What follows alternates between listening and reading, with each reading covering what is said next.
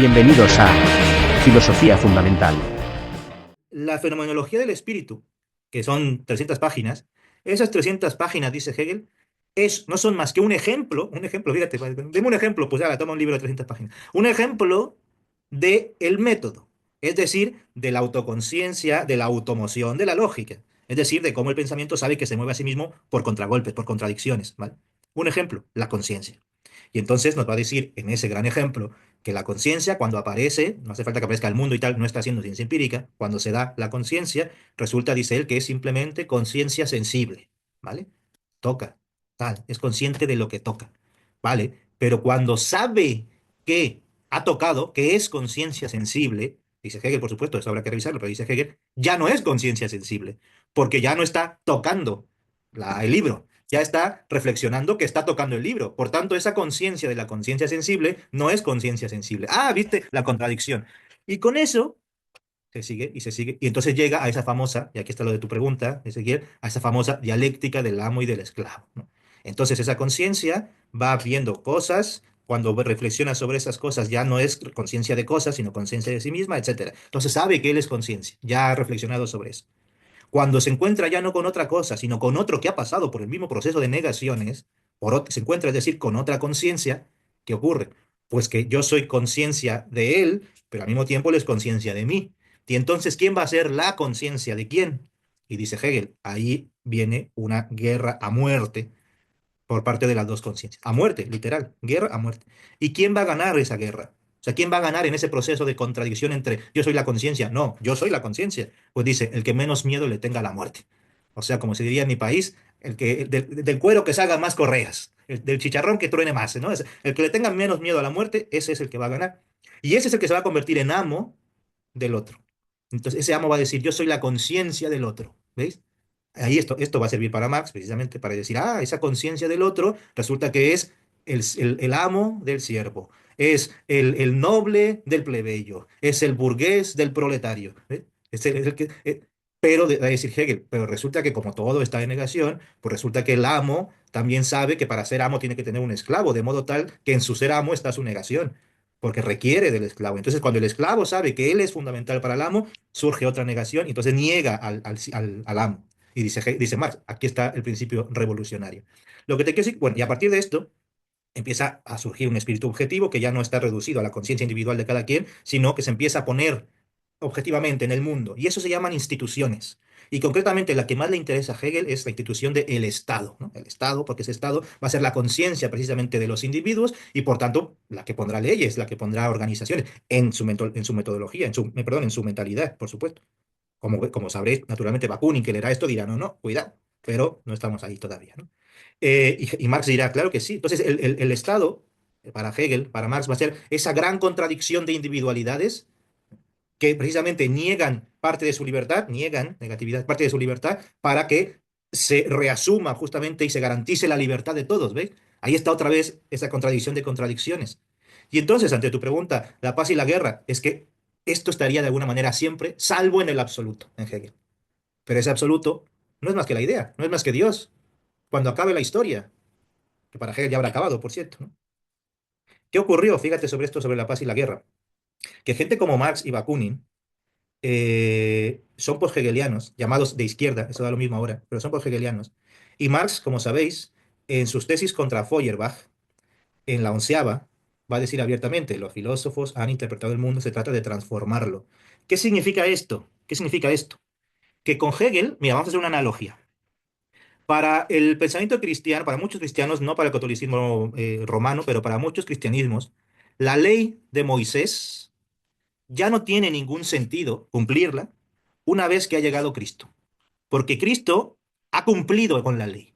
Ha cumplido con los 613 mitzvot, con los 10 mandamientos y con todo eso. Ya ha cumplido absolutamente, la observó de forma completa. Una vez completada, ya está completa, ya no hace falta seguirla, ya la ha desestructurado, la ha roto, se acabó. Ahora lo que hay que hacer, lo que los cristianos tienen que hacer ya no es cumplir la ley, es seguir a Cristo. Ah, la cosa cambia. Es decir, la ley deja de tener sentido porque ya está cumplida y por tanto hay que seguir a Cristo. Bueno, dicho eso, pensemos análogamente.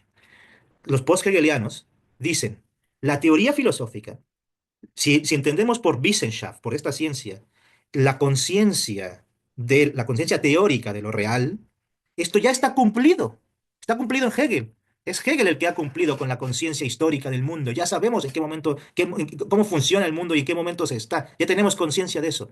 Ahora de lo que se trata es, pues, transformar. Ya no se trata de, digamos, de alguna forma, de intentar hacer lo que hizo Hegel teóricamente. La vía teórica ya se ha desestructurado. Ahora hay que ejecutar lo que ha dicho Hegel, ya es decir, hacer la vía práctica. ¿Y eso cómo se llama?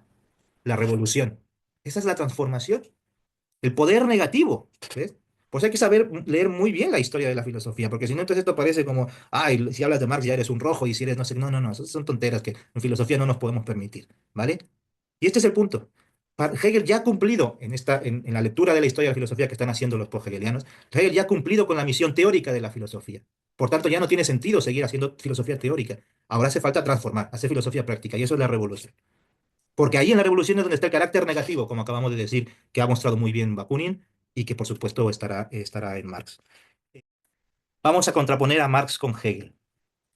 Marx se encargará de hacer una lectura materialista de la realidad donde Hegel había hecho una lectura idealista. Ya dijimos, ¿qué es el idealista? Básicamente a partir de Dios, de la idea. ¿Qué es el materialista? A partir de las condiciones económicas. Lo que se da en la realidad y en la historia no es el producto de un espíritu, Dios, idea, razón con mayúscula, que se va realizando en la historia y conduce los procesos históricos, fenomenología del espíritu, la historia de la filosofía de la historia, etcétera. Sino que al revés, incluso lo que puede haber de espíritu en la realidad y en la historia es el producto de condiciones materiales tanto de la naturaleza como de la historia. Toda la dialéctica idealista no es sino el traslado a la esfera de lo ideal de algo que anterior y actualmente está ocurriendo en la esfera de lo material. Es un traslado mistificado. Claro, lo que Marx estaría diciendo es, Hegel tenía razón, pero por su época histórica, por sus condicionamientos teológicos, etcétera, lo que ha hecho es llenado de misterio esa gran verdad que es la dialéctica negativa y ha creído y ha puesto lo que era no más que un resultado posible como el principio. Nuestras creencias en Dios, nuestras creencias en la idea, nuestras creencias de lo que Marx en última instancia va a llamar ideología o bien supraestructura, no son más que un epifenómeno de eso que atraviesa y unifica todo lo real, que son las condiciones materiales. No se tienen las mismas divinidades en el norte opulento que en los países del sur global.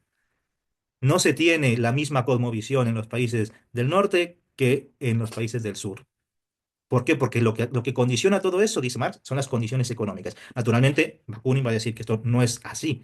También hay una refluencia de unas sobre otras, lo cual lo vuelve más realista a Bakunin. Pero para Marx lo crucial, lo metafísico es, o sea, lo que atraviesa lo real son las condiciones materiales, ¿vale? La categoría principal para Marx, ¿con cuál empieza el Capital? ¿Cuál es el primer gran tema? ¿Por dónde empieza de alguna forma el filosofar Marx? Habló naturalmente del Capital. El primer capítulo es la mercancía. Claro, para Hegel, idealista, todo empieza por la idea, por el espíritu, y al final va a concluir en él. Para Marx va a decir, lo que tuvo de verdadero Hegel es la dialéctica negativa, que acabamos de explicar, pero no el inicio.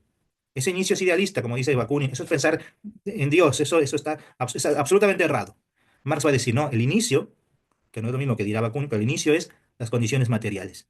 Esas condiciones materiales son relaciones económicas, es decir, es cómo nos relacionamos con los medios de subsistencia de nuestra vida material. Es otra perspectiva. Lo primero que nos interesa como seres humanos, va a decir Marx, no es la idea expresándose y desenvolviéndose y la conciencia sensible que luego es conciencia de sí, nada de eso.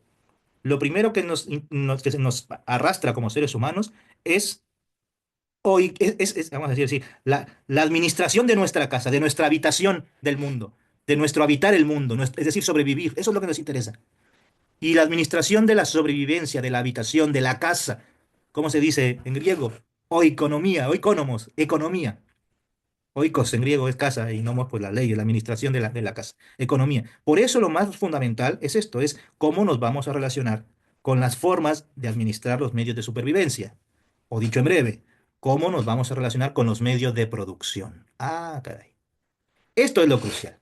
Y cómo nos relacionemos con los medios de producción implicará después cómo pensemos, en qué Dios creímos, en cómo bailamos, qué comida comemos, etcétera. Lo primero es lo primero. O sea, qué gastronomía quiero decir, no qué comida, sino cómo la folclorizamos. Lo primero es lo primero, es cómo administramos las relaciones de producción. Y entonces, en ese primer capítulo llamado Mercancía, Marx va justamente con su método dialéctico a encontrar una primera contradicción crucial. ¿Cuál? Justamente la relación dialéctica entre producción y consumo. El primer par dialéctico del que va a partir Marx es, ya no es ser y la nada, ojo ahí, Salvador, ya no es ser y nada, dice Marx, categorías abstractas. Marx como Salvador dicen, esas son categorías abstractas, no me sirven, ahora sí que para nada, no me sirven para pensar. Salvador es un marxista ahora mismo y dice, eso no me sirve para pensar. Está muy bien lo de la contradicción, como dijo Salvador, pero lo demás es de juguete, como dijo Salvador. Bueno, pues eso mismo dijo Marx. El ser y la nada no me sirven para nada, así que para nada. La primera contradicción no es abstracta, no es el puro ser que se hace nada y de ahí viene el devenir. Como la situación concreta es la de los medios de supervivencia, la primera contradicción concreta, no abstracta, como ser y nada, es producción y consumo. Qué diferente. Y a partir de ahí se va a enarbolar otra lógica, dialéctica también, que ya no va a ser lógica, la ciencia de la lógica, como en Hegel. Ahora va a ser economía política. ¿Cómo administramos políticamente, en polis, los medios de supervivencia? Economía política. Y esto va a ser crucial, porque entender esta primera relación dialéctica, así como entender ser y nada, nos hacía entender todas las categorías de la ciencia de la lógica, cantidad, cualidad, un montón. Aquí entender la contradicción que producción-consumo nos va a hacer entender, por ejemplo, la lucha de clases. Por ejemplo, ¿por qué hay unos que poseen, mediante el amparo del Estado, es decir, son propietarios de esos medios de producción? Y por lo tanto, diría Marx, sin ser productores, son propietarios. Y lo que es más, ¿por qué los productores, si se alienan, si se salen de sí mismos, si se niegan a sí mismos, en vez de verse como productores, se ven como consumidores? Pierden su conciencia de clase. Y si pierden su conciencia de clase, son sujetos de opresión por parte de la clase contradictoria, que es la de los propietarios. Ah, aquí está lo crucial.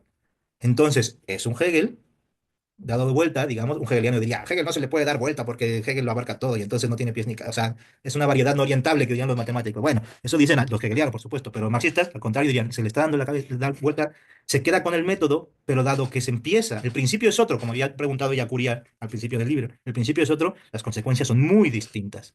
¿Veis? Siguiente contradicción inmediata, a la de producción y consumo. Dado que la producción lo que produce es valor, es decir, que las cosas sean valiosas para nosotros, que tengan sí, valor, que sean valiosas, no sé qué es otra manera de decirlo, ahí se da otra contradicción. Y va a decir Marx, esa es la contradicción entre valor de uso y valor de cambio. Ah, no es lo mismo. Incluso una niega a la otra. El valor de uso es, ¿qué puedo yo hacer con este libro? Valor de cambio, ¿qué me pueden dar si yo entrego este libro? Mm, Y surge un montón de cosas distintas. Esta contradicción entre valor de uso y valor de cambio la había visto pues otro hegeliano, otro post-hegeliano, un poco mayor, 9 años mayor que Hegel, perdón, que Marx, 5 años mayor que Bakunin, que fue Pierre-Joseph Proudhon, otro que también, de los grandes filósofos perdidos. La gente cree que como eran anarquistas, ellos solamente quemaban y ya está. No, no, no, señores, pónganse a leer la historia de la filosofía. Y este señor ya también había visto la contradicción entre valor de uso y valor de cambio, pero, y como veréis, como habréis visto, porque ya la habréis leído, la bibliografía secundaria, él, a pesar de los pesares, naturalmente es un pionero y por tanto tiene sus traspiés, es un idealista en términos filosóficos. No porque parta de Dios, sino porque es tan hegeliano que quiere sí o sí que el método se respete, no tanto por lo que tiene de negación en sí misma, de este motor de la negatividad, sino que se respete, vamos a decirlo así, en esta fórmula, en esta receta formularia de la tesis, antítesis y de la síntesis. Por eso cuidado con esa receta. Esto no es Hegel. Proudhon, si queréis, por decirlo también mal y pronto, se queda con la receta. Y entonces dice, si hay una contradicción, si hay un concepto que contradice otro concepto, tendrá que venir un tercer concepto que sintetice los dos, que reasuma los dos anteriores. Es como nos enseñan a Hegel. Bueno, pues mal. Proudhon entonces dice, ante la contradicción valor de cambio, valor de uso, hay un tercer valor que es el resumen de los dos, que él le llama valor constitutivo. Proudhon, cuando hace esto de que tenía que haber una tercera categoría, un tercer concepto que supera a los otros dos, el valor constituido supera el valor de uso y valor de cambio, lo hace en un libro llamado La filosofía de la miseria, que era un libro gigante, ¿vale? Gigantesco, La filosofía de la miseria. Muy significativo en muchas cosas, en muchísimas cosas es muy, muy significativo, sobre todo porque está llevando a Hegel pues, a la práctica, aunque él se confiesa idealista en ese sentido, de que las condiciones materiales son puestas por la razón. Primero se piensan las cosas y luego se hace, ¿no? Eso lo dice abiertamente Proudhon. Y entonces, como cree eso, como cree que primero está la idea y luego están los hechos, como dice Proudhon, es que tiene que haber, si hay hechos contradictorios, pues tiene que haber un tercer concepto puesto por nosotros que lo reasuma. Es como demasiado hegeliano en el sentido de este formulario recetario del término. Marx cuando lo lee dice, no entendió a Hegel. Claro, Marx ya había hablado con Bakunin, que entendió el poder creador de la negación, de la revolución. Y entonces dice, bueno, Proudhon no entendió a Hegel. La solución no está en la receta, sino está precisamente en el propio método, en el camino, en la contradicción, en lo que se hace al filosofar, y no en esas tres categorías. Y entonces escribe un libro que no va a ser la filosofía de la miseria, como Proudhon, sino una crítica a eso, a ese idealismo prudoniano, a ese falso materialismo prudoniano, y le va a llamar la miseria de la filosofía. La miseria de la filosofía es la de Proudhon, ¿no? Lo que quiero decir con esto es que Proudhon se inventa un tercer valor porque, digámoslo así, mal y pronto, no entiende que el método hegeliano está en el poder dinamizador de aquello que va a pensar y no en la estructura formularia de tener tres partes, tesis, antítesis y síntesis. Entonces, como Proudhon se queda con la parte formularia, dice, si hay dos valores contradictorios, tendrá que haber un tercer valor que sintetice la contradicción. Marx, que insisto, tiene 9 años, es más, 9 años más joven que Proudhon, y además es en su primera época muy amigo de Bakunin, y Bakunin, como habéis visto, entiende perfectamente el valor de la negación, acaba de decirlo, el poder creativo de la destrucción y este tipo de cosas, ¿no? La voluntad de destruir es al mismo tiempo una voluntad creadora. Es el que mejor entiende que el método hegeliano no está en la receta formularia de concepto, anticoncepto, una síntesis del concepto, sino en la contradicción, la negación. Pues Marx va a decir, claro que hay esa contradicción entre valor de uso y valor de cambio, pero esa contradicción no se va a solucionar con un tercer concepto. Ojo, aquí está la enseñanza filosófica que yo quiero mencionar, no la enseñanza socioeconómica. La enseñanza filosófica es lo que nos está diciendo Marx, es la reasunción, la superación, la Aufhebung, como se diría en alemán, de dos conceptos contradictorios o de dos realidades contradictorias, no se da necesariamente en una tercera realidad más general que esa. Lo que sí que se da necesariamente es ese conflicto contradiccional, por así decir. Y eso no tiene por qué resolverse en una tercera categoría, contra lo que creyó Proudhon, contra la mala interpretación de Proudhon de Hegel, contra la mala interpretación de los profesores de historia de la filosofía de Hegel. No tiene por qué resolverse en una tercera categoría, porque precisamente el valor de la contradicción, como lo dice Bakunin, no está en la resolución del problema, sino en la capacidad creadora de esa negatividad. ¿Veis? La reasunción no está en una tercera categoría más general, por favor. Eso sería lógica muerta. Tenemos un concepto, pues otro concepto. Eso es ilogística de alguna u otra manera. Y eso no es lo relevante. Lo relevante está en el carácter creador de la destrucción, de la negación. Por eso Marx, ese valor de uso, valor de cambio, esa contradicción, no la resuelve en un tercer valor, como lo había hecho Proudhon, sino que va a decir, eso es el motor del capitalismo. Es el motor de nuestro sistema actual. Es lo que mueve, es lo que, de lo que surgen el resto de contradicciones, porque precisamente lo que va a definir al valor de cambio es justamente eso que llamamos mercancía. Y todo en el capitalismo es mercancía. Entonces, lo que Marx está encontrando con el pensamiento hegeliano, con sus pugnas y sus amistades y enemistades con Bakunin y con sus críticas a Proudhon, lo que está encontrando no es una tercera realidad que lleve a la paz la guerra entre valor de uso y valor de cambio, no. Está entendiendo cuál es el motor del capital, cuál es el motor del capitalismo y por qué ese sistema seguirá teniendo contradicciones hasta que no se resuelva como sistema completo, no en unas categorías a su propio interior. Porque lo que debe reasumirse, o sea, la resolución, la paz, si tú quieres, Ezequiel, la resolución no está en terceras categorías al interior del propio sistema. Porque es el propio sistema, como están mostrando precisamente estos post-hegelianos, el que es contradictorio. Y esa contradicción es la que le mueve como sistema. Esa contradicción es lógica en este sentido hegeliano del término, por supuesto. De modo tal que si habrá una resolución final de la lógica contradictoria de este sistema, no es en este sistema. Ah, y entonces vuelve la frase de Bakunin, la voluntad de destruir es al mismo tiempo una voluntad creadora. Lo que hay que destruir es el sistema completo, lo que hay que reasumir, lo que hay que superar, si queréis, el término hegeliano, es el sistema y no problemas al interior del sistema. Lo que haces al interior del sistema no es más que parchar problemas, bueno, problemas, no es más que parchar conclusiones lógicas del propio sistema. Si lo que quieres es una solución, vamos a decir entre comillas, definitiva a eso, no es al interior del sistema, es erradicando el sistema y poniendo otro. Esto es. Y por eso ni Bakunin ni Marx son de alguna forma continuistas o reformistas del sistema capitalista. Al contrario, son revolucionarios, cada quien a su manera. Marx creerá por la vía estatal, Bakunin dirá no, precisamente el Estado es la causa de todo esto. O sea, estarías utilizando una estructura del sistema previo para dar el paso al siguiente sistema y por tanto nunca lo vas a poder dar. Por ejemplo, pues ahí tienes todos los comunismos reales. Pero en cambio Bakunin dice, no, no, si vamos de verdad a salir del sistema para asumirlo en otro, asumirlo, reasumirlo, superarlo, tenemos que quitar también ese vestigio, gran vestigio del capital que es el Estado. Cuidado, no nos confundamos. Estado y capital es otra contradicción dialéctica, van de la mano siempre, ¿eh? No, cuidado. Por eso es tan peligroso volver a leer a Hegel. Esto fue Filosofía Fundamental.